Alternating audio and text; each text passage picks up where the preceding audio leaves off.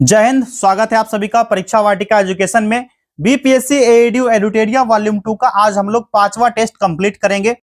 इससे पहले 4 टेस्ट इसी यूट्यूब चैनल पर करवा दिया गया। इसका प्लेलिस्ट भी बनाया, प्लेलिस्ट में जाकर के आप लोग देख लेना।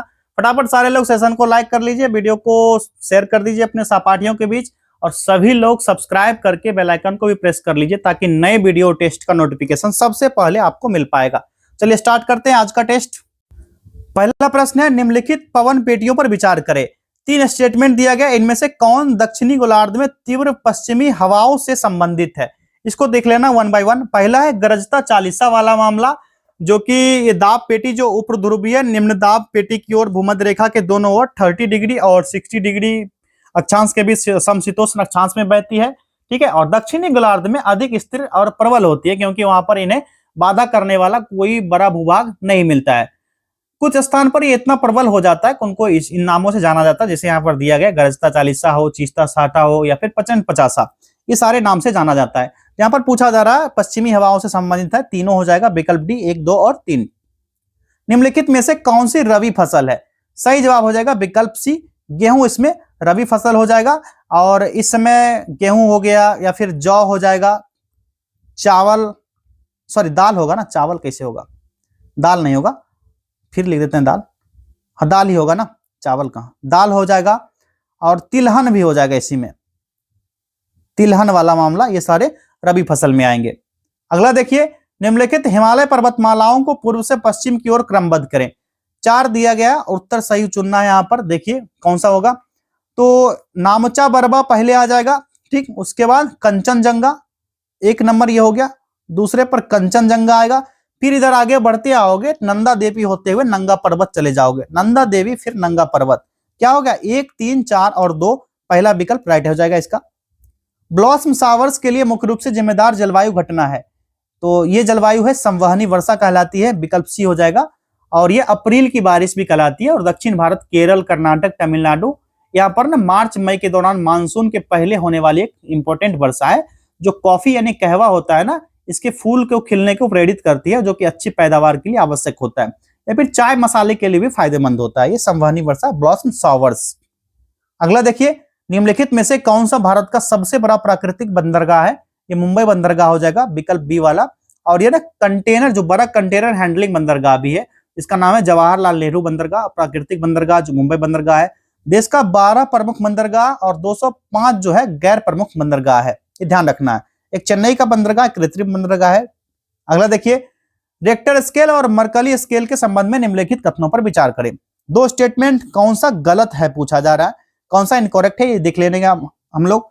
पहला दिया गया, रिक्टर स्केल मानव संरचनाओं और लोगों पर भूकंप के प्रभावों की तीव्रता को मापता है और यह व्यक्तिपरक अवलोकनों पर आधारित है। ये स्टेटमेंट क्या है, गलत दिया गया है, बिल्कुल गलत दिया गया। जो पृथ्वी की सतह होती है, इस पर होने वाले अचानक कंपन या झटके को भूकंप कहा जाता है। और जब पृथ्वी की सतह का कोई भाग आगे पीछे या नीचे हिलेगा, तो पृथ्वी की सतह क्या होगी, कंपन करेगी, यही भूकंप कहलाएगा।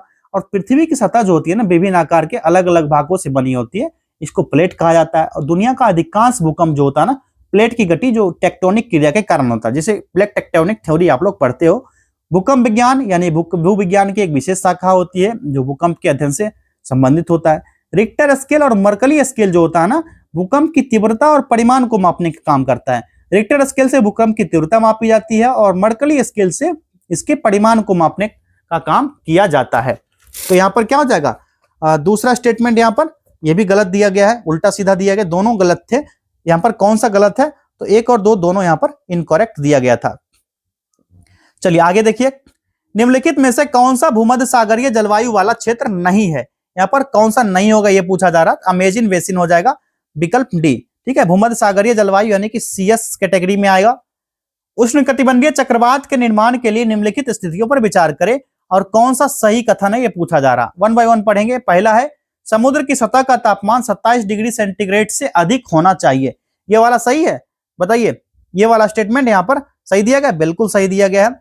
दूसरा है, चक्रवात निर्माण के लिए कोरियोलिस बल का ना होना अनिवार्य है। ना बाबा, चक्रवात भयंकर तूफान होता है जो उष्णकटिबंधीय क्षेत्र में महासागर के ऊपर उत्पन्न होता है, और तटीय छोट क्षेत्र की ओर बढ़ते हुए तेज हवा और अत्यधिक भारी वर्षा तूफानी लहर के कारण बड़े पैमाने पर विनाश काम करता है। ठीक है, इसके बाद विनाशकारी प्राकृतिक आपदाओं में से गिना जाता है इसको। हिंद महासागर में जो चक्रवात होता है, या अटलांटिक महासागर में हरिकेन जैसी पवनें आती है, पश्चिमी प्रशांत और दक्षिणी चीन सागर में टाइफून आती है, या फिर पश्चिमी ऑस्ट्रेलिया में विली विली जो तूफान होता है इसी के नाम से जाना जाता है।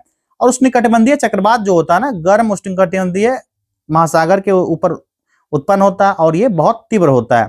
इसका निर्माण तीव्रता के लिए बहुत अनुकूल परिस्थितियां, जैसे कि 27 डिग्री सेल्सियस से अधिक तापमान वाली विशाल समुद्री सतह होगा तब बनेगा।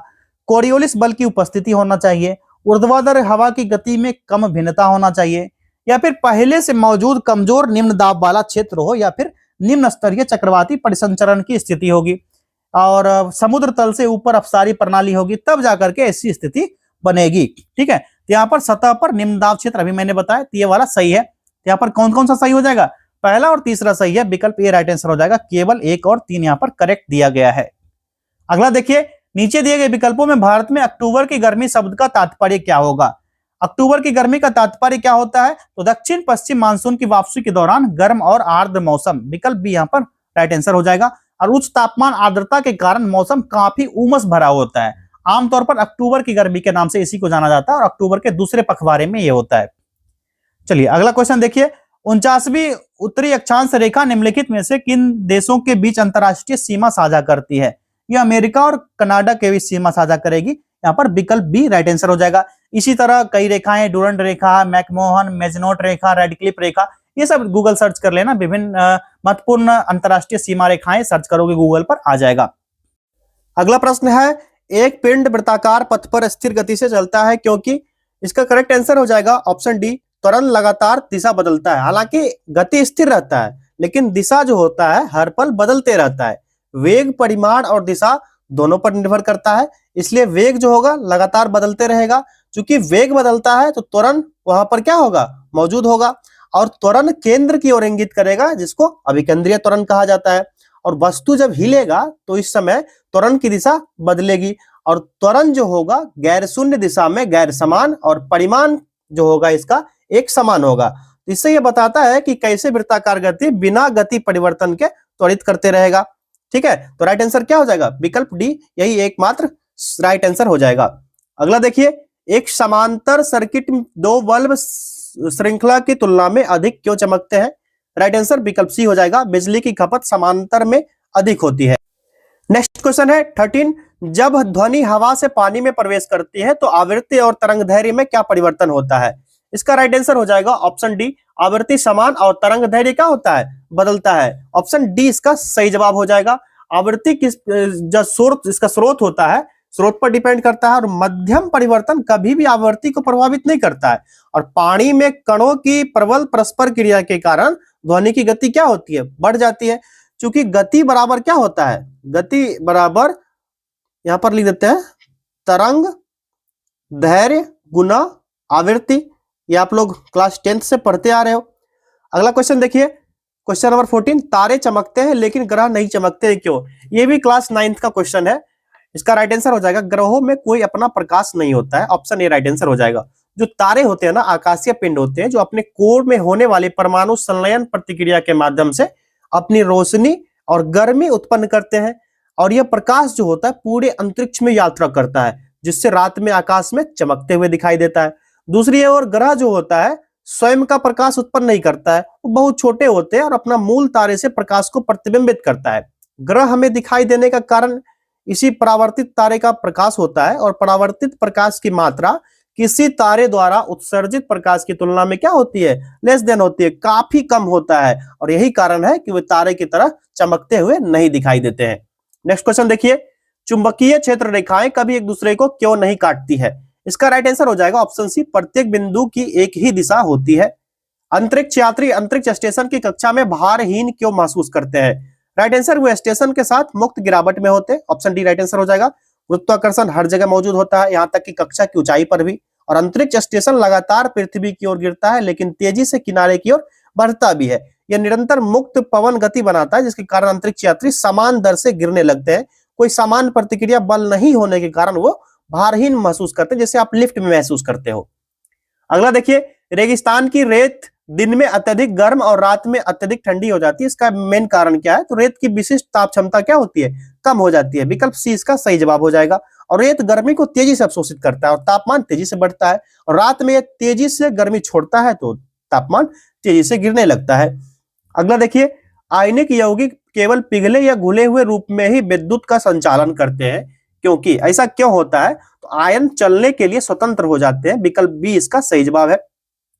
अगला प्रश्न है, जंग लगने के लिए ऑक्सीजन और नमी की आवश्यकता होती है, ऐसा क्यों?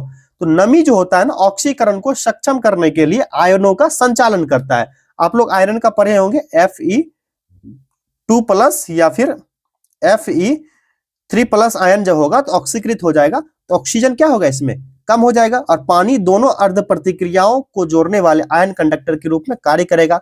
पानी के बिना इलेक्ट्रॉन प्रवाह अलग अलग बिंदुओं को नहीं जोड़ सकता है, और शुष्क ऑक्सीजन में जंग लगना असंभव यहां पर हो जाता है, जिस प्रकार रेडॉक्स को पूरा करने में सक्षम बनाता है। तो राइट आंसर इसका क्या हो गया? विकल्प सी, नमी ऑक्सीकरण को सक्षम करने वाले आयनों का संचालन करता है। चलिए आगे बढ़ा जाए। क्वेश्चन नंबर 20 देखिए, एक प्रबल अम्ल का पतला विलयन भी कमजोर संक्षारक प्रभाव क्यों दिखाता है? राइट आंसर हो जाएगा ऑप्शन सी, सक्रिय हाइड्रोजन प्लस सांद्रता कम हो जाती है। बाएं से दाएं आवर्त में परमाणु त्रिज्या छोटी क्यों होती है? सही जवाब हो जाएगा ऑप्शन सी, परमाणु आवेश बढ़ता है। अगला प्रश्न, दूध एक सजातीय मिश्रण जैसा दिखाई देता है लेकिन यह वास्तविक विलयन नहीं है, ऐसा क्यों होता है?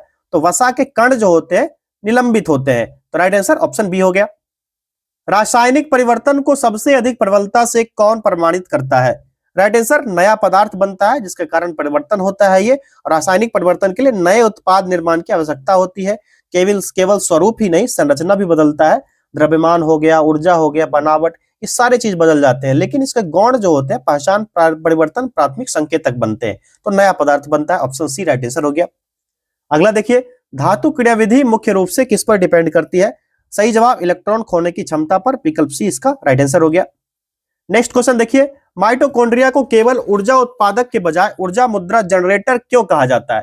तो ये आसान सा जवाब हो जाएगा, विकल्प बी, एटीपी बनाने का काम करता है, और कोशिकाएं जो होती है रासायनिक ऊर्जा को एटीपी में परिवर्तित करती है, और एटीपी जो होता है अणु कोशिका प्रक्रियाओं के लिए शक्ति शटल होते हैं, और माइटोकॉन्ड्रिया एटीपी संश्लेषण में स्थल के रूप में काम करते हैं। इस प्रकार वे ऊर्जा को उपयोगी मुद्रा में पैकेज करने का काम करते हैं। अगला देखिए, प्रकाश संश्लेषण में ऑक्सीजन प्राप्त होती है, किस तरह प्राप्त होती है? तो ये जल के रूप में प्राप्त होती है। विकल्प सी सही जवाब हो जाएगा। और CO2 कार्बन प्रदान करता है और ऑक्सीजन गैस यहाँ पर प्रदान नहीं होता है। इस प्रकार क्या होता है? पानी ऑक्सीजन गैस उत्पादन की आपूर्ति करने लगता है। संतानें माता पिता से मिलती जुलती क्यों होती है लेकिन कभी भी एक जैसी नहीं होती है, क्लोन को छोड़कर? जब क्लोन बनाया जाता है, इसको बाद में रखा गया है, इसको छोड़ करके। तो इसका राइट आंसर क्या हो जाएगा? विकल्प बी हो जाएगा, जीन अलग होते हैं और पुनः संयोजित होते हैं। यौन प्रजनन जो एलिल्स को बदलता है तो स्वतंत्र वर्गीकरण लक्षणों को मिश्रित करता है, और क्रॉसिंग ओवर से भिन्नता बढ़ जाती है। युग्मक का जो यादृच्छिक संलयन होता है अधिक विविधता जोड़ता है। इस प्रकार समानता विशिष्टता क्या होता है? सह-अस्तित्व में होता है। तो जीन अलग होगा और पुनः संयोजित होगा, जिसके कारण एक जैसा नहीं दिखाई देगा लेकिन मिलता जुलता दिखाई देगा। अपवाद रखा गया है किसको? क्लोन को। क्लोन संतान जो होगा इसको छोड़ करके। चलिए अगला देखिए, अवायवीय शोषण कम ऊर्जा क्यों उत्पन्न करता है?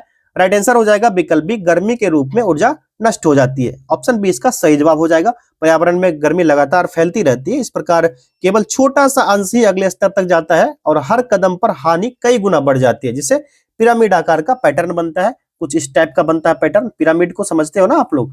पिरामिड का पैटर्न बनने लगता है। खाद्य श्रृंखला में ऊर्जा स्थानांतरण दक्षता ऊपर की ओर कम हो जाती है क्योंकि? इसको थोड़ा छोटा कर लिया जाए तब सही से क्वेश्चन दिखेगा। अभी प्रॉपर दिख रहा होगा, और थोड़ा छोटा कर लिया जाए भाई। चलो अब सही है। इसका राइट आंसर क्या हो जाएगा? ऑप्शन बी हो जाएगा, गर्मी के रूप में क्या होता है? ऊर्जा नष्ट हो जाती है। ऑप्शन बी सही जवाब हो गया। कौन सी विशिष्ट विशेषता बीजों को बीजाणुओं की तुलना में दीर्घकालिक अस्तित्व में अधिक प्रभावी होने की अनुमति देती है? सही जवाब हो जाएगा संग्रहित खाद्य भंडार। वह कौन सा ऐतिहासिक अभिलेख है जो मध्य भारत में भागवत धर्म या वैष्णव संप्रदाय के प्रचलन और उसकी महत्ता का सबसे महत्वपूर्ण और प्रारंभिक प्रमाण प्रदान करता है? राइट आंसर हो जाएगा गरुड़ स्तंभ लेख, जो मध्य भारत में भागवत धर्म के प्रसार का सबसे ठोस प्रमाण है। और हेलियोडोरस का गरुड़ स्तंभ लेख ये लिखा गया है। ये मध्य प्रदेश में है, विदिशा वेश नगर में स्थित है। कहां पर? मध्य प्रदेश का।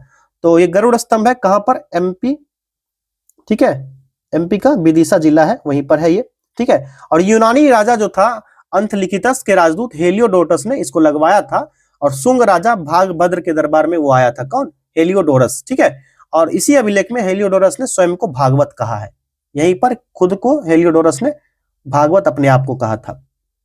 अगला देखिए, मोहनजोदड़ो के पुरातात्विक स्थल से प्राप्त विश्व प्रसिद्ध कांसे की नर्तकी की मूर्ति का निर्माण सिंधु घाटी सभ्यता के कारीगरों द्वारा किस प्राचीन और विशिष्ट तकनीक का उपयोग करके किया गया था? राइट आंसर हो जाएगा द्रवी मोम विधि, विकल्प ए। और द्रवी मोम विधि तकनीक को ना मधुच्छिट विधि भी कहा जाता है। क्या चीज? मधुच्छिट विधि। मैं यहां लिख देता हूं ताकि कंफ्यूज नहीं होना एग्जाम में अगर आ जाए। मधुच्छिट विधि ये भी कहा जाता है। इसमें मोम की एक मूर्ति बनाई जाती है जिस पर गीली मिट्टी का लेप लगा करके यह महत्व दर्शाता है कि सिंधु घाटी के लोग धातु विज्ञान और ढलाई की कला में अत्यधिक निपुण थे। नर्तकी की मूर्ति में ना 1926 में अर्नेस्ट मैके ने, उनका नाम था अर्नेस्ट मैके, जो मोहनजोदड़ो में इसको खोजा था, मोहनजोदड़ो में खुदाई करवाया था इन्होंने, 1926 में खोजा था ये द्रवी मोम विधि के बारे में। अगला देखिए, भारतीय समाज सुधार आंदोलन के जनक राजा राम मोहन राय द्वारा ब्रह्म समाज की स्थापना किस महत्वपूर्ण शहर में की गई थी? यह किया गया था कलकत्ता में, विकल्प डी हो जाएगा 20 अगस्त 1828। कलकत्ता अभी कोलकाता कहलाता है। ब्रह्म समाज की स्थापना हुई जहां पर मुख्य लक्ष्य मूर्ति पूजा का विरोध था, एकेश्वरवाद यानी एक ईश्वर की उपासना और समाज में व्याप्त कुरीति जैसे सती प्रथा हो गया, बाल विवाह और जातिवाद को समाप्त करने के लिए ब्रह्म समाज का यहाँ पर उत्पत्ति होता है। फिर उन्होंने 1814 में आत्मीय सभा की स्थापना की। ये पूछा जाता है आत्मीय सभा के बारे में भी, नोट कर लेना आप। अगला देखिए, यह टिप्पणी किसने की थी कि ईस्ट इंडिया कंपनी स्वयं में एक असंगति है परंतु यह उस विशाल व्यवस्था का हिस्सा है जहां सब कुछ ही असंगत है? इसका सही जवाब हो जाएगा लॉर्ड मैकाले ने कहा था, विकल्प डी राइट आंसर हो जाएगा। 1835 भारतीय दंड संहिता आईपीसी का खाका तैयार करने के लिए जाना जाता है, और मैकाले ने 1833 में चार्टर एक्ट पर ब्रिटिश संसद के बहस के दौरान टिप्पणी किया था, तर्क दिया था कि यद्यपि एक कंपनी का शासन होना तार्किक नहीं लगता, लेकिन भारत में ब्रिटिश शासन की पूरी संरचना ही कुछ ऐसी अनोखी और असंगत परिस्थितियों में बनी है कि व्यवस्था उसी का एक हिस्सा है, यानी उसके का पार्ट बन जाता है। ये मामला है 1835 का, ठीक है, यहां पर मैंने बता दिया। स्वदेश बांधव समिति की स्थापना किसके द्वारा की गई थी? अश्विनी कुमार दत्त, विकल्प सी सही जवाब हो जाएगा। यहाँ और भी नाम दिए गए हैं, पी मित्रा, यहाँ पर इतना लंबा हो गया, ठीक है, अश्विनी कुमार दत्त इसका राइट आंसर होगा इस क्वेश्चन का। पी मित्रा जो थे और बारिंद्र कुमार घोष, बीकेजी मैं लिख देता हूं शॉर्ट में। पी मित्रा और बारिंद्र कुमार घोष ने मिलकर के ना अनुशीलन समिति की स्थापना की थी। किस चीज का? अनुशीलन समिति। इसको ना आप लोग ना ऐसा कीजिए, नोट करते जाइए, जब भी मैं बोलता हूं टेस्ट लब लगाते हो आप लोग तो कॉपी पेन लेके बैठिए। भूपेंद्र नाथ दत्त ये स्वामी विवेकानंद के भाई थे और क्रांतिकारी समाचार पत्र युगांतर के संपादक थे। इसका युगांतर के संपादक थे। बात है अब बारिंद्र कुमार घोष के बारे में, तो बारिंद्र कुमार घोष के बारे में आप लोग कमेंट कीजिएगा। बढ़ते हैं नेक्स्ट क्वेश्चन के बारे में। असहयोग आंदोलन के दौरान विदेशी वस्त्रों के जलाए जाने के निम्न में से किसने कहा था कि यह निष्ठुर बर्बादी है? यह स्टेटमेंट रविंद्रनाथ टैगोर का है, विकल्प बी राइट आंसर हो जाएगा।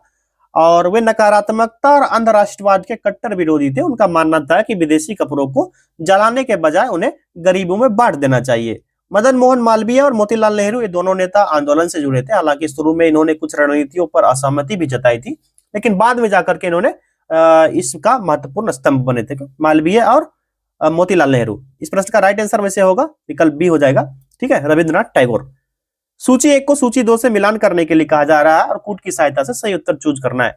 सूची 1 में दिया गया विद्रोह का नेतृत्वकर्ता, दूसरे सूची में दिया गया संबंधित केंद्र, यानी कौन सा विद्रोह का नेतृत्वकर्ता कौन थे और उससे संबंधित केंद्र कौन सा था। इस पर हम थोड़ा डिटेल्स में डिस्कस कर लेते हैं।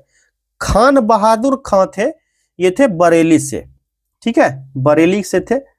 और ये उत्तर प्रदेश 1857 का विद्रोह, बरेली उत्तर प्रदेश और 1857 विद्रोह, ये भी नोट कर देते हैं। जब 2 चीज दिया गया तीसरा छोड़ना नहीं है। जयदयाल और हरदयाल ने मिलकर के कोटा विद्रोह किया था, कोटा संबंधित है, ये भी राजस्थान से थे और 1857 का ही विद्रोह था ये भी, ठीक है। राधा कृष्ण दंड सेना गंजाम, ठीक है, कहां का? गंजाम ओडिशा, और युद्ध का नाम था सावर विद्रोह। आप लोग एक कमेंट कीजिए सावर विद्रोह कब हुआ था। सुरेंद्र साई संबलपुर से थे, ठीक है, और संबलपुर कहां पड़ता है? ओडिशा का क्षेत्र है, ठीक। तो ये एक मोटा मोटी मिलान किया ही हुआ है, 1 2 3 4 इसका सही जवाब हो जाएगा। अब देख लीजिए 1 2 3 और 4 हो जाएगा विकल्प बी। अगला देखिए, अंग्रेजों की वह राजस्व नीति जिसके तहत किसान स्वयं भूमि का मालिक होता था, सरकार को भू राजस्व के भुगतान के लिए जिम्मेदार माना जाता था, ये कौन सा था? ये रैयतवाड़ी व्यवस्था का प्राथमिकता है, विकल्प बी राइट आंसर हो जाएगा। इसमें व्यवस्था थी जिसमें सरकार ने बिचौलिया जैसे जमींदार को हटाकर सीधे किसान यानी रैयत के साथ समझौता किया था, और इसको मुख्य रूप से थॉमस मुनरो, ठीक है, टीएम याद रखिएगा, Thomas Munro plus captain Reid, CR, captain Reid ने विकसित किया था। किसको? रैयतवाड़ी प्रथा को। अगला देखिए, निम्नलिखित ऐतिहासिक कथनों पर विचार कीजिए, और पूछा जा रहा है यहां पर क्या कहा जा रहा है, उपरोक्त कथन में से कौन सा ऐसे कथन सही है यहाँ पर कूट दिया गया। 1 बाय 1 देखते हैं स्टेटमेंट। पहला स्टेटमेंट पढ़ते हैं, पानीपत के तृतीय युद्ध में अहमद शाह अब्दाली ने दिल्ली के सल्तनत के शासक इब्राहिम लोदी को निर्णायक युद्ध में पराजित किया था। ये मामला सही है? बताओ आप लोग, करेक्ट है? बिल्कुल यहाँ पर करेक्ट नहीं है, क्योंकि अहमद शाह अब्दाली जो पानीपत का तीसरा युद्ध हुआ था ये मराठों के साथ हुआ था। तो मराठों के साथ हुआ था कब? 1761 ईस्वी में। इब्राहिम लोदी इसमें कहां से आएगा भैया? तो ये गलत हो गया। दूसरा देखिए, तृतीय आंग्ल मैसूर संघर्ष के दौरान मैसूर के शासक टीपू सुल्तान की युद्धभूमि में मृत्यु हुई। चौथा आंग्ल मैसूर हुआ था जहां पर श्रीरंगपट्टनम जो था इसकी रक्षा करते हुए टीपू सुल्तान यहाँ पर मारा जाता है। तीसरा आंग्ल मैसूर युद्ध में श्रीरंगपट्टनम की संधि हुई थी टीपू सुल्तान के साथ। ये वाला स्टेटमेंट भी यहाँ गलत हो गया। तीसरा है यहाँ पर, प्लासी का युद्ध बंगाल के नवाब सिराजुद्दौला की हार का मुख्य कारण उसके सेनापति मीर जाफर द्वारा अंग्रेजों यानी रॉबर्ट क्लाइव के साथ मिलकर किया गया षड्यंत्र था। बिल्कुल यहाँ पर सही दिया गया स्टेटमेंट है, ये बिल्कुल यहाँ पर सही है। ठीक है, तो ये वाला मामला फिट हो जाता है, यानी तीसरा 2 और 1 गलत था। सही पूछा जा रहा है कौन सा सही है, यहाँ पर केवल 3 हो जाएगा, विकल्प बी हो जाएगा। सूची 1 को सूची 2 से मिलान करने के लिए कहा जा रहा है, सही उत्तर का कूट की सहायता से चूज करना है। पहले सूची में वेद दिया गया है, दूसरे में वेदों से संबंधित ब्राह्मण ग्रंथ दिए गए हैं। अब देखना है ऋग्वेद से संबंधित कौन कौन से ब्राह्मण ग्रंथ हैं। तो ऋग्वेद में ऐत्रेय कौशितकी है, सबसे प्राचीन वेद है जिसमें देवताओं के स्तुति के मंत्र भी दिए गए। ऐत्रेय कौशितकी हो जाएगा कौन सा भैया? इसका हो जाएगा दूसरा हो जाएगा। यजुर्वेद में शतपथ और तैत्तिरीय ब्राह्मण है, तो इसका पहला हो गया।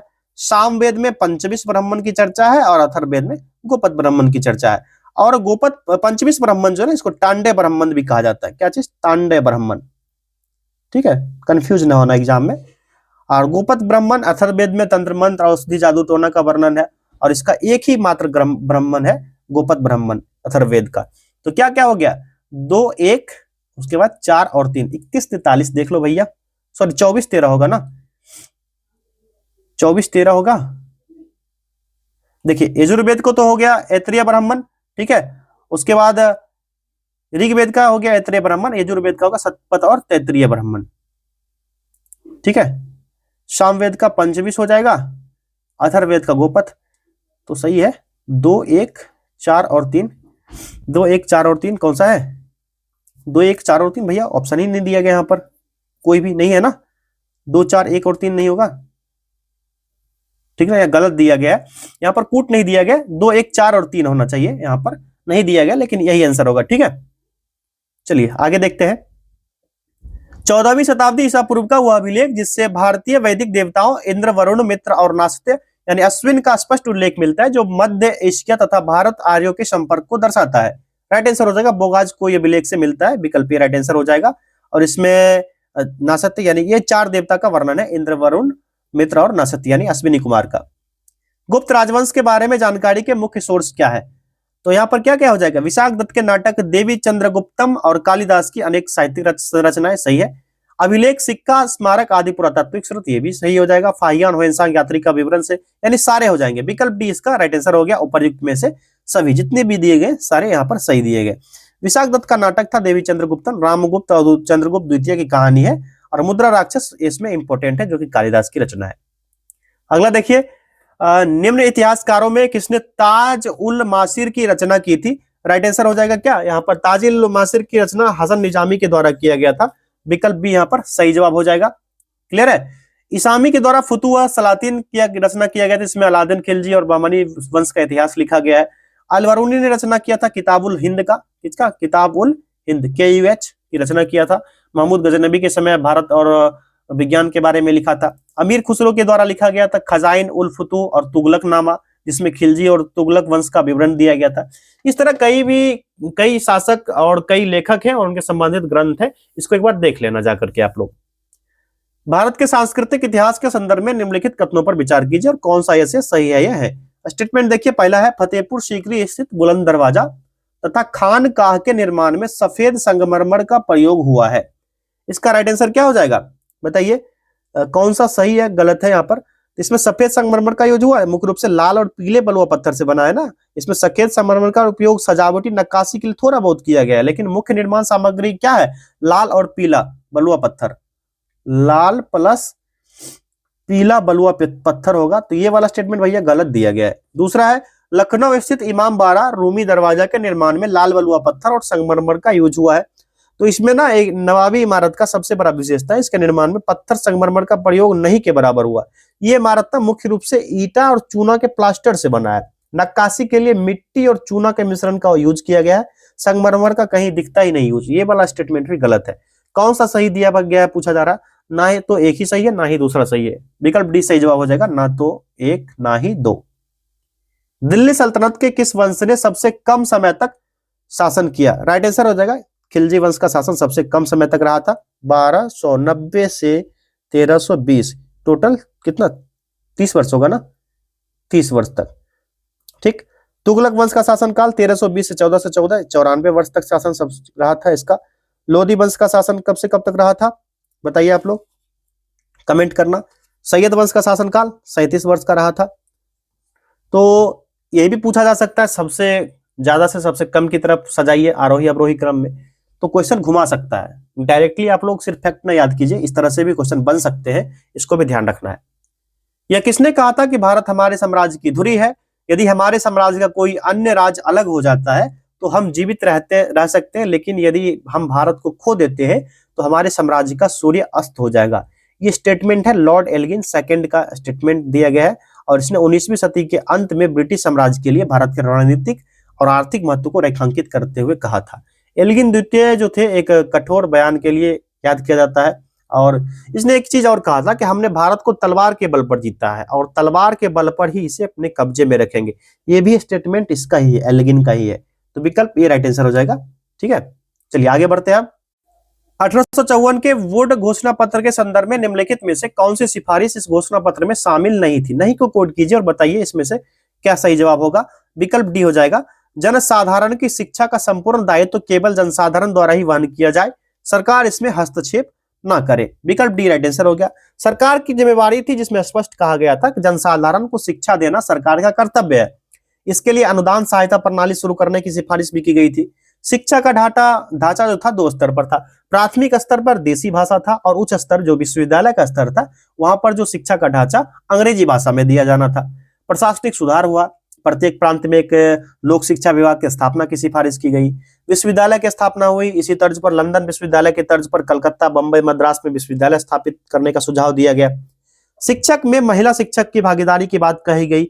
अध्यापक के प्रशिक्षण के लिए संस्थानों की स्थापना और महिला शिक्षा को बढ़ावा देने पर जोर दिया गया था। ये सारा यहाँ पर बन सकता है स्टेटमेंट। ठीक है, तो इसके बारे में आप लोग को जानना जरूरी था। निम्न कथनों पर विचार करें, कौन सा ऐसे कथन सही है या है। स्टेटमेंट पढ़ते हैं 1 बाय 1। पहला है अलीगढ़ आंदोलन ब्रिटिश सरकार और अंग्रेजी शिक्षा के विरोध में एक प्रबल आंदोलन था। ये स्टेटमेंट सही दिया गया है, बताइए अलीगढ़ आंदोलन के बारे में। ये स्टेटमेंट भैया गलत दिया गया है। ठीक है, ये स्टेटमेंट जो दिया गया है ये बिल्कुल सरासर गलत है। दूसरा देखिए, 1864 में सर सैयद अहमद खान द्वारा स्थापित साइंटिफिक सोसाइटी ने हिंदी और उर्दू की प्रसिद्ध पुस्तक का अंग्रेजी में अनुवाद किया। ये बिल्कुल सही दिया गया है। तीसरा है सर सैयद अहमद खान ने कुरान पर टीका भी लिखा। तीसरा स्टेटमेंट भी यहाँ पर सही दिया गया है। तो सही पूछा जा रहा है केवल 2 और 3, विकल्प बी राइट आंसर हो जाएगा इसका। आगे देखिए, निम्न में से किसने मीर कासिम तथा सुजाउद्दौला के साथ मिलकर अंग्रेजी ईस्ट इंडिया कंपनी पर युद्ध घोषित किया और वे बाद में बक्सर के युद्ध में अंग्रेजों से पराजित हो गए। इस प्रश्न का सही जवाब हो जाएगा शाह आलम द्वितीय। विकल्प बी इसका करेक्ट आंसर है। ठीक है, बक्सर का युद्ध 22 अक्टूबर 1764 याद होगा आप सभी को। निम्नलिखित कथनों पर विचार कीजिए, कौन सा ऐसे कथन सही है या है। पहला देखिए, यूसुफ मेहर अली ने साइमन गो बैक का नारा गढ़ा था। ये वाला क्या है, सही दिया गया है। भारत छोड़ो यानी क्विट इंडिया, साइमन वापस जाओ, ये नारा ना 1942 के आंदोलन के दौरान दिया गया था, जो भारत छोड़ो आंदोलन था। दूसरा है बिस्मिल अजीमाबादी ने सरफरोशी की तमन्ना अब हमारे दिल में है कविता मूल रूप से लिखी थी। ये स्टेटमेंट भी बिल्कुल सही दिया गया। पटना के शायर थे अजीमाबादी, इन्होंने ही लिखा था और इसे क्रांतिकारी नेता राम प्रसाद बिस्मिल ने अपने मुकदमे के दौरान गाकर अमर कर दिया था, लेकिन लिखा गया था बिस्मिल अजीमाबादी के द्वारा। पूछा जा रहा है कौन सा ऐसे कथन सही है या है, तो दोनों हो जाएगा, 1 और 2 दोनों स्टेटमेंट करेक्ट है। इसमें से किस स्रोत का प्रस्तावना पर प्रभाव पड़ा, तो government of India act 1935, Irish संविधान, इसका भी इसमें इफेक्ट पड़ता है, यूएस का संविधान, इसका भी इफेक्ट पड़ता है। 26 नवंबर 1949 को हम संविधान को अपनाते हैं, लागू करते हैं और खुद को देते हैं, यानी अपने देश के लिए देते हैं, तो सारे हो जाएंगे उपयुक्त में से सभी। निम्नलिखित में से कौन सा राज्य के नीति निर्देशक सिद्धांत नहीं है, यानी कि डीपीएसपी इसमें से कौन सा नहीं है पूछा जा रहा है, तो इसमें से हो जाएगा कौन सा, बोलने की स्वतंत्रता का अधिकार ना एक मौलिक अधिकार है, आर्टिकल 19 में कहा गया है। ठीक है, आर्टिकल 19 का विषय है ये, तो ये ना नीति निर्देशक सिद्धांत नहीं है, तो विकल्प बी यहाँ पर राइट आंसर हो जाएगा। ये क्या है, ये एक फंडामेंटल राइट है। ठीक है, एफआर है। आगे देखिए, 73वें संविधान संशोधन अधिनियम के तहत निम्नलिखित प्रावधानों पर विचार करें। उपरोक्त में से कौन से अनिवार्य प्रावधान है, इसमें से कौन कौन से अनिवार्य होंगे ये आपने बताना है। पहला देखिए, महिलाओं के लिए सीटों का आरक्षण, ये अनिवार्य है। जिला योजना समिति अनुच्छेद 243 ZD से संबंधित है। पंचायती राज को 1992 73वां संविधान संशोधन के तहत लाया गया था। ये सारा मामला यहाँ पर देख सकते हो आप लोग। पहला यहाँ पर इसमें जरूरी हो जाएगा। दूसरा, इसमें राज्य चुनाव आयोग की आवश्यकता होगी। जिला नियोजन समिति होना हो, इसकी आवश्यकता नहीं है। पंचायत के लिए वित्त आयोग का होना आवश्यक हो जाएगा। 1, 2 और 4 हो जाएगा करेक्ट आंसर, विकल्प डी होगा, पहला ही हो जाएगा ना, 1, 2, 4 विकल्प ए हो जाएगा। लोकसभा के संबंध में निम्नलिखित कथनों पर विचार करें, कौन सा ऐसे सही है या है। पहला स्टेटमेंट, लोकसभा की अधिकतम संख्या संविधान द्वारा ही तय की गई है। ठीक है, पहला क्या है यहाँ पर गलत दिया गया है, क्योंकि अधिकतम संख्या संविधान द्वारा अस्थायी रूप से तय नहीं की गई है, संसद के कानून द्वारा निर्धारित की जाती है। ये वाला भैया गलत है। दूसरा है, राष्ट्रपति लोकसभा को अपने सामान्य कार्यकाल की समाप्ति से पहले भी भंग कर सकता है। तो यहाँ पर क्या हो सकता है, ये सही दिया गया, क्योंकि संविधान का article 85 clause 2 sub clause Hindi का ख, ठीक है, इसके अकॉर्डिंग राष्ट्रपति के पास लोकसभा को उसके सामान्य यानी 5 वर्ष के कार्यकाल की समाप्ति से पहले भी भंग करने का अधिकार है। तो ये वाला सही है, पहला गलत हो गया था। तीसरा देखिए, राष्ट्रीय आपातकाल के दौरान लोकसभा का सामान्य कार्यकाल बढ़ाया जा सकता है। ये वाला भी यहाँ सही है, क्योंकि राष्ट्रीय आपातकाल के दौरान संसद कानून द्वारा लोकसभा का सामान्य कार्य एक बार में 1 वर्ष तक बढ़ा सकता है। कितना, मैक्सिमम 1 ईयर तक इसको क्या कर सकता है, इंक्रीज कर सकता है। दूसरा तीसरा सही था, विकल्प बी हो जाएगा, केवल 2 और 3 करेक्ट है।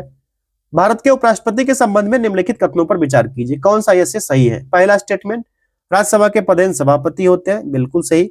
संसद के संयुक्त बैठकों की अध्यक्षता करते हैं, ये वाला गलत दिया गया है, क्योंकि संसद की संयुक्त बैठकों की अध्यक्षता भारत के लोकसभा अध्यक्ष यानी स्पीकर ऑफ द लोकसभा करते हैं, उपराष्ट्रपति नहीं करते, इसलिए गलत है।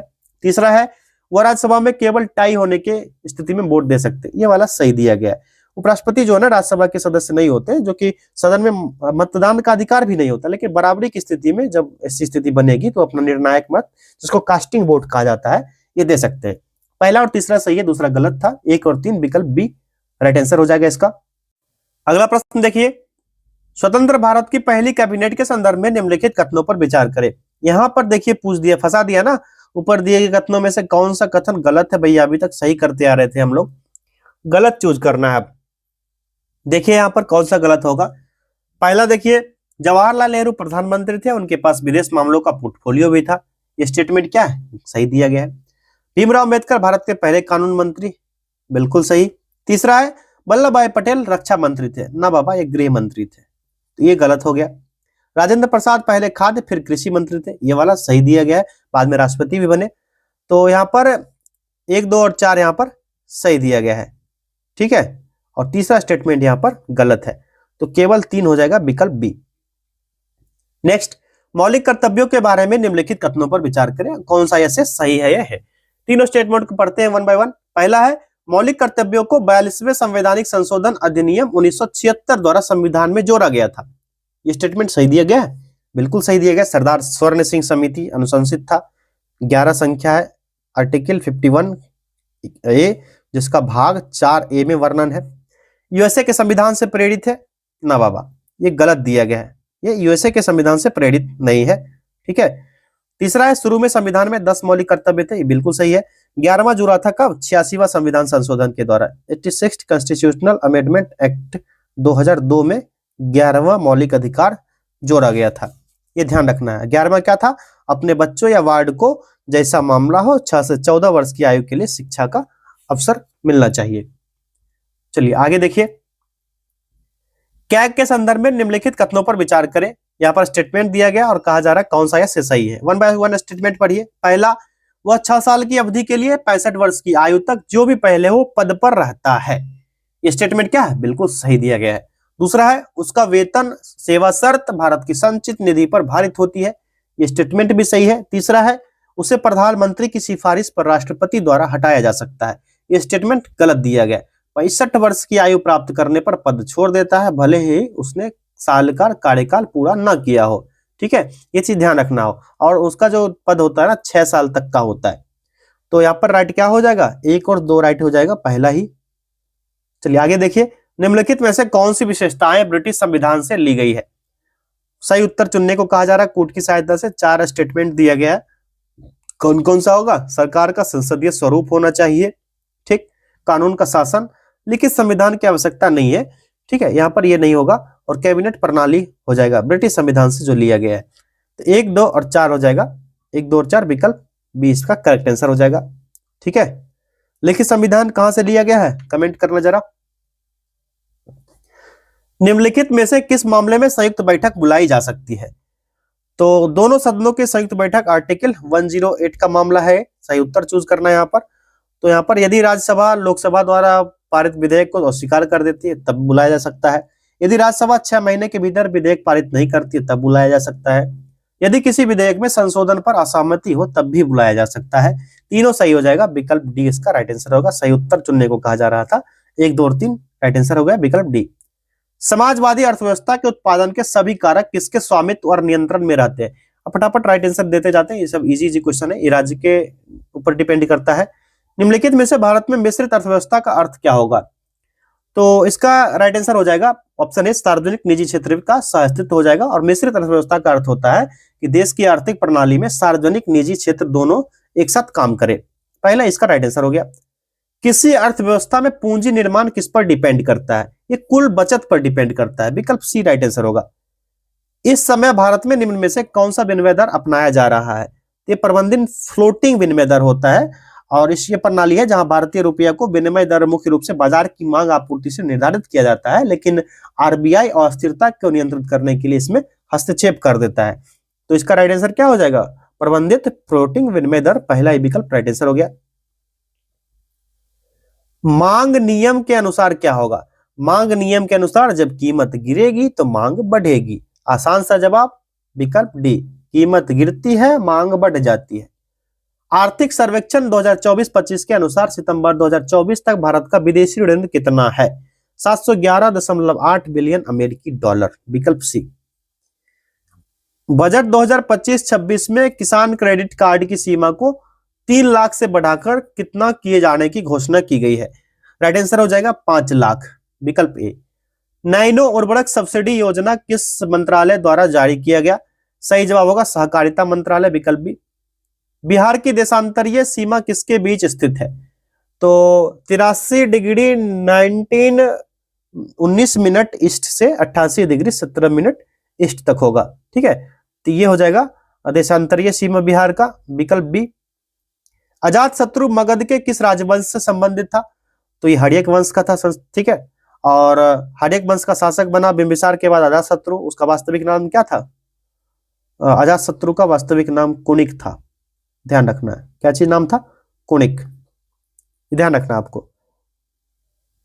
चलिए आगे देखिए, जैन धर्म के 3 रत्नों में शामिल नहीं है, क्या क्या इसमें शामिल नहीं था?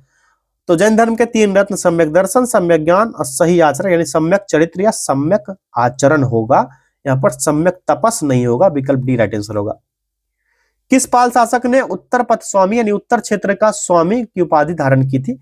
ये था धर्मपाल, विकल्प बी राइट आंसर होगा। और पाल वंश की स्थापना किसने की थी? गोपाल ने किया था 750 में। अगला देखिए, भारत छोड़ो आंदोलन 1942 के दौरान डॉक्टर राजेंद्र प्रसाद को किस जेल में भेजा गया था? जेल था बांकीपुर जेल, विकल्प सी हो जाएगा। 9 अगस्त कांग्रेस के मुख्य नेताओं को गिरफ्तार किया गया था, जिसमें राजेंद्र प्रसाद भी गिरफ्तार हुए थे, बांकीपुर जेल भेजे गए थे। लाल बकेया, लखनदेई और मनोहरा किस नदी की सहायक नदियां हैं? ये बागमती की सहायक नदियां हो जाएगी, विकल्प सी राइट आंसर है इसका। आगे देखिए, सूची 1 को सूची 2 से मिलाया और नीचे दिए गए कूट का उपयोग करके सही उत्तर चुनिए। एक तरफ मौर्यकालीन अधिकारी और उनके कार्य दिए गए हैं, दूसरे तरफ मिलान करते हैं। सीता अध्यक्ष जो होता था, क्या होता था? सीता अध्यक्ष का काम होता था राज्य कृषि विभाग को संभालना, राज्य कृषि विभाग का प्रमुख होता था। तो इसमें मिलान कीजिए, क्या होगा? कृषि अधीक्षक होता था।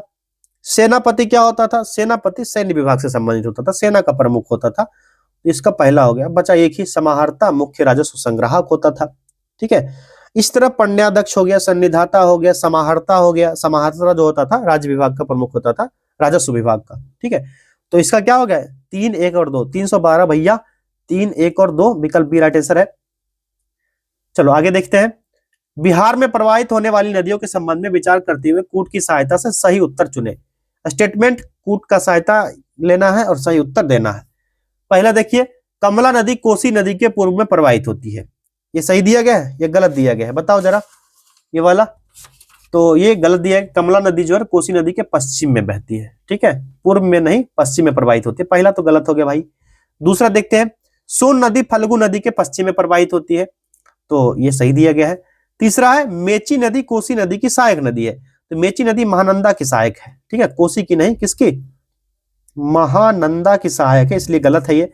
चौथा है, निरंजना नदी दक्षिण दिशा में गंगा नदी में मिल जाती है। बाबा ये सही दिया गया है। सही कौन कौन सा है? तो दूसरा और चौथा। ठीक है, 2 और 4 हो जाएगा, विकल्प सी। केवल 2 और 4 राइट आंसर हो गया इसका। आगे देखिए, बिहार राज्य की चौहद्दी के संबंध में निम्नलिखित कथनों पर विचार करते हुए कूट की सहायता से सही उत्तर चुने। स्टेटमेंट दिया गया, यहाँ पर कूट दिया गया, कूट की सहायता से सही उत्तर चूज करना है। यहाँ पर देखिए 1 बाय 1। पहला स्टेटमेंट, नेपाल से बिहार 8 जिले सीमा साझा करते हैं। ये वाला क्या है? गलत दिया गया है, क्योंकि यहाँ से 7 जिले साझा होते हैं। 8 जिला उत्तर प्रदेश से साझा होता है, बिहार के 8 जिला दिया ही गया अगला स्टेटमेंट में। ये सही हो गया, ये तो गलत हो गया। तीसरा है, झारखंड से बिहार के 8 जिले, ये भी सही है। बंगाल से बिहार के 4 जिले साझा होते हैं, नहीं बाबा, यहाँ 3 जिला साझा करता है बिहार, गलत हो गया। दूसरा और तीसरा सही है, केवल 2 और 3। साथियों एक जानकारी देना है, जिन लोगों को मेगा मॉक टेस्ट ज्वाइन करना है, मेगा मॉक टेस्ट में पेपर 1 से 10 टेस्ट, दूसरे पेपर से 15 टेस्ट और तीसरे पेपर से 15 टेस्ट इसमें करवाए जा रहे हैं। इसके फीचर्स की बात करें तो क्योंकि एग्जाम डेट बढ़ा था, आप लोगों को सभी को पता है, डेली बेस्ड पर 25 क्वेश्चन करवाया जाता है, डायरेक्ट वॉइस चैट किया जाता है, मेंटरशिप की व्यवस्था अवेलेबल है। कंप्लीट स्टडी मटेरियल दिया जाएगा जो कि बीपीएससी एग्जाम में सबसे ज्यादा पूछे जाते हैं, वही टॉपिक्स आपको कवर करवाया जाएगा, क्योंकि कम से कम समय बचा है 60 दिन का। यहाँ पर करंट अफेयर्स का एक्स्ट्रा सेशन होगा। 249 का ऑफर चल रहा है। नीचे दिए गए नंबर 8676934039 पर आप लोग बात कीजिए या फिर व्हाट्सएप करके जानकारी ले सकते हो। सबसे बड़ी खासियत इसकी ये है, 40 फुल लेंथ मॉक टेस्ट आपको मिलेंगे यहाँ पर, और उसका डिस्कशन भी मिलेगा। हिंदी और इंग्लिश दोनों मीडियम में अवेलेबल है। आप इस नंबर पर जाकर के अभी व्हाट्सएप कीजिए या फिर कॉल करके इसके बारे में जानकारी ले सकते हो। चलिए बढ़ते हैं नेक्स्ट क्वेश्चन की तरफ। गंगा के मैदानी बाढ़ क्षेत्र में नदी के बीच में रेत के जमाव से बनने वाले विशेष आकृति क्षेत्र को डैश कहा जाता है। इसको कहा जाता है दियारा प्रदेश। दियारा प्रदेश। साथियों अगर आपको ना इसका पीडीएफ चाहिए जो अभी टेस्ट चल रहा है, तो परीक्षा वाटिका टेलीग्राम चैनल है, परीक्षा वाटिका, इस टेलीग्राम चैनल को सर्च कीजिए जाकर के टेलीग्राम पर। यहाँ पर भी इसका पीडीएफ आपको मिल जाएगा, ताकि आपको आसानी होगा टेस्ट लगाने में। या इस टेलीग्राम चैनल का आपको इसी वीडियो के कमेंट बॉक्स में और डिस्क्रिप्शन में लिंक भी दे देंगे, टेलीग्राम फॉर पीडीएफ लिखा रहेगा, उस लिंक पर क्लिक करके डायरेक्ट टेलीग्राम चैनल को ज्वाइन कर लीजिए। टेलीग्राम चैनल को ज्वाइन करने से एक बेनिफिट मिलेगा आपको, जितने भी टेस्ट होंगे वहां पर फ्री में आपको मिलते रहेंगे। अगला है, उच्च न्यायालय की स्थापना कब हुई थी? किसका? पटना उच्च न्यायालय की स्थापना पूछा जा रहा है। 3 फरवरी 1916 का हुआ था, विकल्प बी राइट आंसर है। महाधिवक्ता के संबंध में क्या सही है? 3 स्टेटमेंट 4 स्टेटमेंट दिया गया, कूट की सहायता से सही पूछा जा रहा है। यहाँ पर देखिए, पहला है, भारतीय संविधान के अनुसार, भारतीय होना चाहिए, भारतीय संविधान के अनुच्छेद 125 में महाधिवक्ता का प्रावधान है, बिल्कुल सही दिया गया है। महाधिवक्ता केंद्र सरकार का सर्वोच्च विधि अधिकारी होता है, राज्य सरकार का होता है, ठीक है, केंद्र सरकार का नहीं होता, इस वजह से ये गलत है। महाधिवक्ता की नियुक्ति राष्ट्रपति के द्वारा की जाती है ना बाबा, जब राज्य का मामला है तो राज्यपाल द्वारा होगा, तो ये भी गलत हो गया। महाधिवक्ता संसद के दोनों सदन में भाग ले सकता है। बाबा राज्य का मामला है, राज्यपाल का मामला है, तो महाधिवक्ता संसद का दोनों सदन तो छोड़ दो, विधानमंडल के दोनों सदन में भाग लेगा। संसद की बात नहीं आएगी यहाँ पर, विधानमंडल की बात होनी चाहिए। ठीक है, विधानमंडल के दोनों सदन में भाग ले सकता है। तो पहला ही सही था, केवल एक हो जाएगा इसका करेक्ट, बाकी तीनों गलत था। क्यों गलत था वो भी मैंने यहाँ पर नोट करवा दिया है आप लोग को। ठीक है, चलिए आगे देखते हैं। अब वित्त वर्ष 2025-26 में भारत की खुदरा मुद्रास्फीति घटकर कितने % रह गई? अप्रैल से दिसंबर के बीच पूछा जा रहा है। 4.9% रह गया था, विकल्प डी हो जाएगा। आर्थिक सर्वेक्षण के अनुसार दिसंबर 2024 तक भारत की अक्षय ऊर्जा क्षमता में सालाना आधार पर कितने % की वृद्धि हुई है? 15.8%। बिहार सरकार ने निम्न में से किससे बिहार का आइकन फेस नियुक्त किया है जिसका उद्देश्य राज्य के जागरूकता अभियान को बढ़ावा देना है? इस प्रश्न का सही जवाब होगा नीतू चंद्रा को बनाया गया, विकल्प सी इसका करेक्ट आंसर हो जाएगा।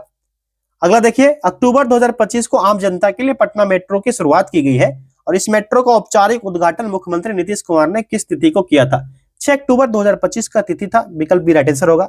साथियों, एक जानकारी था आप लोगों के लिए, जिन बच्चों को यूपी से बीएड करना है, बिहार बीएड में 1.5 लाख रुपया लग जाता है, तो फरवरी में इसका एंट्रांस एग्जाम का फॉर्म निकलेगा। एंट्रांस एग्जाम फॉर्म भर दीजिए, मई में एग्जाम होगा और जून में रिजल्ट आएगा। आपको सिर्फ और सिर्फ 62,000 रुपया लगेगा। इसी में दोनों ईयर का ऑल फी होगा। दलाल के चक्कर में ना पड़े, 1 लाख रुपए तक का राशि आपसे ले लेते हैं और कुछ मामले में 80-85 हजार में भी हो जाता है, लेकिन 80-85 हजार लगता नहीं है। 62,000 ही यूनिवर्सिटी का फी है। दलालों के चक्कर से बचिए और हमारे पास बहुत सारे बच्चे आते हैं जिनको हम लोग हेल्प करते हैं। ठीक है, यहाँ पर कोई दलाली का चक्कर नहीं है। यूनिवर्सिटी आपका आगरा में है, मेरठ में ही, और सरकारी यूनिवर्सिटी से आप लोग एडमिशन कराइए। बिहार से 1.5 लाख रुपया लग जाता है, उतने में आपका 2 एडमिशन हो जाएगा। तो ऐसा नहीं है कि आप लोग बिहार से करोगे तो ही आपका ऐसा होगा, यूपी से करोगे तो मान्यता नहीं मिलेगा। यूपी को सरकार, बिहार सरकार ने मान्यता दे रखा है और यूपी के प्राइवेट कॉलेज के चक्कर में ना पड़िए। दलाल जो होंगे ना, बोलेंगे एंट्रांस एग्जाम भी ना दो भैया, आपको एडमिशन करवा देंगे। इसके लिए जानकारी दे दें, अभी हाल फिलहाल में जेएस यूनिवर्सिटी जो कि अखिलेश यादव के किसी सगे संबंधी का था, तो उसका मान्यता रद्द हुआ। ऐसे कई यूनिवर्सिटी का मान्यता रद्द हुआ जो प्राइवेट यूनिवर्सिटी था। तो आप लोग ना एंट्रांस एग्जाम देकर ही आप लोग यहाँ पर प्रवेश कीजिए। और इसके लिए एक खासियत है, एंट्रांस एग्जाम में आपको ना क्वालिफाई नहीं करना है। आप लोग हमसे संपर्क कीजिए डायरेक्ट इस नंबर पर 8676934039। अभी इसका डॉक्यूमेंट सबमिट कर रहे हैं हम लोग। डॉक्यूमेंट सबमिट कर दीजिए ताकि आप लोग का एक सीट फिक्स हो जाए। अभी आपको पेमेंट नहीं करना, सिर्फ डॉक्यूमेंट यहाँ पर जमा कर दीजिए इस व्हाट्सएप नंबर पर। आपको यहाँ पर रजिस्ट्रेशन करवा दिया जाएगा, आपका एक सीट फिक्स हो जाएगा और 62,000 में आपका एडमिशन हो जाएगा। ठीक है, चलिए इस नंबर पर व्हाट्सएप कर लेना आप लोग। बढ़ते हैं नेक्स्ट क्वेश्चन की तरफ। अब बिहार सरकार ने हाल ही में 3 पड़ोसी डेयरी प्लांट की स्थापना की घोषणा की जिसका प्रतिदिन दूध प्रोसेसिंग क्षमता 5 लाख लीटर होगी। ये प्लांट किन किन स्थानों पर स्थापित किए जाएंगे? इसकी स्थापना कहां कहां होगी? तो गया, दरभंगा, गोपालगंज में होगा। ठीक है, गया, दरभंगा, गोपालगंज। गया में जो होगा तो गया में इसकी क्षमता कितनी होगी बताइए? गया में इसकी क्षमता होगी, गया का वजीरगंज जिला है, 2 लाख लीटर यहाँ इसकी क्षमता होगी। दरभंगा में इसकी क्षमता कितनी होगी? तो दरभंगा में इसकी क्षमता 2 लाख लीटर होगी। ठीक है, और गोपालगंज में बात कही जाए तो इसकी क्षमता कितनी होगी? 1 lakh litre. 1 lakh litre, total 5 lakh litre दूध क्षमता था। दक्कन संस्कृति को प्रतिबिंबित करने वाले 5 दिवसीय दक्कन महोत्सव किस राज्य में आयोजित किया गया? राइट आंसर आंध्र प्रदेश हो जाएगा, विकल्प सी। आंध्र प्रदेश की राजधानी आप लोग कमेंट करना, वहां के मुख्यमंत्री कौन है? अगला देखिए, निम्न में से किस देश ने हाल ही में विश्व का सबसे बड़ा अनाज भंडार अभियान शुरू किया है? ये भारत ने शुरू किया है, विकल्प ए राइट आंसर होगा। हाल ही में कहां पर राष्ट्रीय आयुष मिशन नाम और क्षमता निर्माण शिखर सम्मेलन 2025 का आयोजन किया गया है? राइट आंसर होगा नई दिल्ली, विकल्प ए। आगे देखिए, अंतरराष्ट्रीय साक्षरता दिवस के अवसर पर निम्न में से किस राज्य के मुख्यमंत्री ने 99.3% साक्षरता दर के साथ अपने राज्य को पूर्ण साक्षर राज्य घोषित किया? ये कोई और नहीं हो सकता है, हिमाचल प्रदेश है, विकल्प सी राइट आंसर होगा। कभी कभी आप लोग ना आ जाता है ऑप्शन वहां पर केरल, तो केरल लगा लेते हो, ये ध्यान रखना, हिमाचल प्रदेश होगा। हाल ही में किस राज्य सरकार ने एमएस स्वामीनाथन की जयंती को सतत कृषि दिवस के रूप में मनाने की घोषणा की है? महाराष्ट्र ने शुरू की है, विकल्प सी राइट आंसर होगा। डबल ओलंपिक चैंपियन लौरा डहलमियर का निम्न में से किस चोटी पर चढ़ाई करते हुए गिरने के कारण निधन हो गया था? ये चढ़ रहे थे लैला पीक पर, विकल्प सी हो जाएगा। प्रधानमंत्री नरेंद्र मोदी का मुख्य पहल परीक्षा पर चर्चा पीपीसी ने कितने लोगों के रजिस्ट्रेशन के साथ गिनीज वर्ल्ड रिकॉर्ड स्थापित किया है? 3.53 करोड़ लोगों ने इसमें रजिस्ट्रेशन किया था। हाल ही में डीआरडीओ द्वारा किस hypersonic short range ballistic missile का अनावरण किया गया है? राइट आंसर होगा BM-04 का, विकल्प बी। निम्न में से किस राज्य ने स्वयं का उपग्रह लॉन्च किया है? ऐसा करने वाला वो भारत का पहला राज्य होगा। यह राज्य हो जाएगा असम, विकल्प ए। निम्न में से किस राज्य सरकार ने सभी गर्भवती महिलाओं का रजिस्ट्रेशन अनिवार्य कर दिया है? सही जवाब हरियाणा हो जाएगा। और करंट अफेयर्स का 1000 क्वेश्चन जो एडुटेरिया का है ना, 1000 MCQ सीरीज का एक वीडियो डाला गया है, आप लोग जाकर के वो वीडियो जरूर देखिएगा। ये वीडियो एंड होगा तो आपको शो होने लगेगा। असम के मुख्यमंत्री हिमंत बिस्वा शर्मा ने निम्न में से किस जिले को असम की दूसरी राजधानी विकसित करने की घोषणा की है? ये हो जाएगा असम का कौन सा? डिब्रूगढ़ को, विकल्प सी हो जाएगा, डिब्रूगढ़। वर्ष 2025 में भौतिकी का नोबेल पुरस्कार निम्न में से किस खोज के लिए जॉर्न क्लार्के, माइकल एस डेवर्ट तथा जॉन एम मार्टिसन को दिया गया था? इसका सही जवाब हो जाएगा कौन सा बताओ? तो हो जाएगा ये विकल्प सी, मैक्रोस्कोपिक क्वांटम मैकेनिकल टनलिंग की खोज के लिए, विकल्प सी राइट आंसर होगा। 25 सितंबर 2025 को शुरू हुए विश्व खाद्य भारत में फोकस देश के रूप में निम्न में से किस देश को चुना गया? ये कौन कौन सा था? रूस, जापान, वियतनाम, ये सारे हो जाएंगे यहाँ पर करेक्ट आंसर। ठीक है, इसमें रूस, जापान, वियतनाम के सिवा एक था UAE, संयुक्त अरब अमीरात भी शामिल था। तो ये हो गया 1, 2, तीसरा, ये चौथा, 4 देश ये शामिल थे। चलिए आगे देखिए, हाल ही में किस देश ने वैश्विक स्तर पर स्टेम, विज्ञान, प्रौद्योगिकी, इंजीनियरिंग और गणित प्रतिभाओं को आकर्षित करने के लिए के वीजा की शुरुआत की है? ये शुरुआत किया गया चाइना के द्वारा, विकल्प सी राइट आंसर होगा। आखिरी प्रश्न है, निम्न में से किस पद्म पुरस्कार से सम्मानित प्रसिद्ध कन्नड़ उपन्यासकार डॉक्टर SL थेरप्पा का हाल ही में निधन हो गया? राइट आंसर पद्म भूषण से सम्मानित थे ये, विकल्प बी इसका सही जवाब होगा। आप लोग ये कमेंट कीजिए इन 100 प्रश्नों में से आपके कितने प्रश्न सही हो पाए। ठीक है, अगर आपका 70 प्लस है तो आप सेफ जोन में, नहीं है तो आप लोग तैयारी में थोड़ा सा जान लगाते रहिए। मिलते हैं अगले टेस्ट में, बहुत बहुत धन्यवाद।